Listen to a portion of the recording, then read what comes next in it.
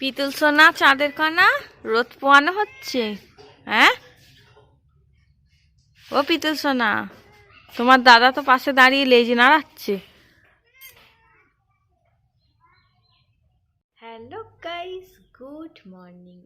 আর এখন বাজে প্রায় 9টা মতো, আর আজকে এখন থেকেই ব্লগটা স্টার্ট করছি।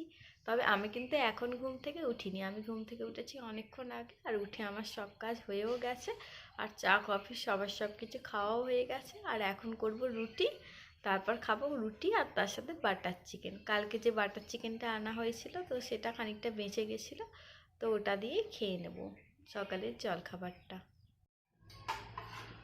জল দিয়ে ঠিকই হয়ে গেল। নুনটা আবার ঠিক হলো কিনা সেটা দেখতে হবে।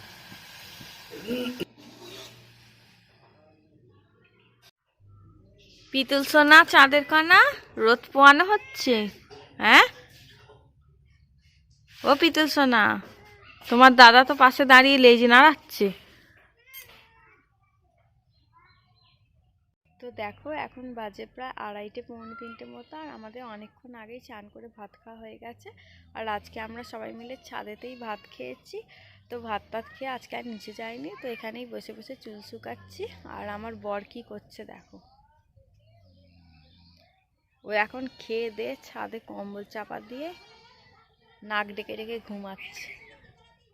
তো দেখো এখন বাজে প্রায় 3:30 মতো, তো এবার জামা কাপড়গুলো তুলে নিয়ে নিচে চলে যাব। তো দেখো আমার জামা কাপড় তোলা হয়েও গেছে, এবার নিচে গিয়ে একটু শোবো, যদি ঘুম হয় তো ঘুমাবো, আর না হলে এমনি শুয়ে থাকবো। তো দেখো এখন প্রায় বাজে 5টা বেজে গেছে। তো এখন উঠে একটুখানি কফি করব, তারপর কফি টফি খাবো, তারপর সন্ধেবেলা দেখা যাক কি করি। তো দেখো কফি করতে চলেও এসেছি, আর আমার বর যেহেতু বেরিয়ে গেছে, তাই আমাদের 3জনের মতোই কফি করব। ও যদি পরে আসে তো ওর মতো করে দেবো তখন। এরপর সকালের মাংসটা গরম করে রাখবো, কারণ মাংস যেহেতু বেঁচে গেছে, তাই রাতে আর কোনো তরকারি করতে লাগবে না, শুধু রুটি করলেই হয়ে যাবে।